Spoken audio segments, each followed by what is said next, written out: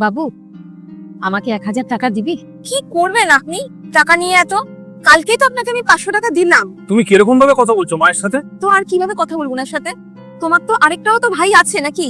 তো উনি ওনার কাছে চলে যেতে পারে না নাকি? সব টাকা তুমিই নিয়ে রেখেছো ওনার খরচের। আর উনার তো এখন টাকা চাওয়াটা ওনার হ্যাবিটে গিয়ে দাঁড়িয়ে গেছে। প্রত্যেক 2 দিন অন্তর অন্তর উনি টাকা চাইছে, কখনো 500, কখনো 300, কখনো 1000। ও তো চেয়েই যাচ্ছে। উনি যায় না কেন ওনার আরেক ছেলের কাছে?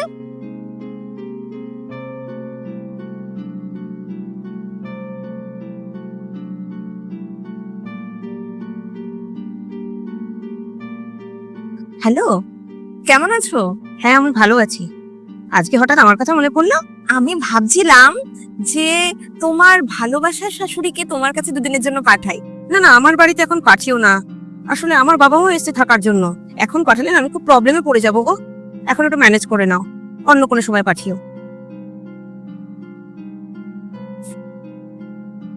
আপনি আবার দাঁড়িয়ে দাঁড়িয়ে কি শুনছেন?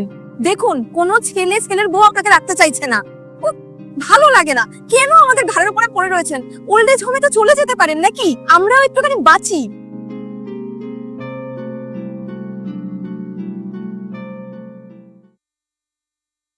এ কি মা, তুমি ব্যাগ নিয়ে কোথায় যাচ্ছ?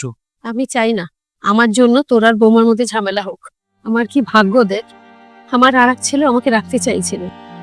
থাক বাবু, বাদ দে, আমি নিজের ব্যবস্থা নিজেই করে নেব। এটা তুমি কি বলছো মা? সন্তানের ওপর তার বাবা মা কি বোঝা হয় নাকি? তুমি চলো আমার সাথে। কিন্তু তুমি চলো, চলো আমার সাথে, চলো চলো। তোমার সাহস কি করে হয় মাকে বাড়ি থেকে তাড়িয়ে দেওয়ার? আর তুমি কে মাকে বলার যে মা তার অন্য ছেলের কাছে গিয়ে থাক? দেখো, আমি আমার ভাইয়ের ব্যাপারটা জানি না, কিন্তু মা আমার কাছেই থাকবে।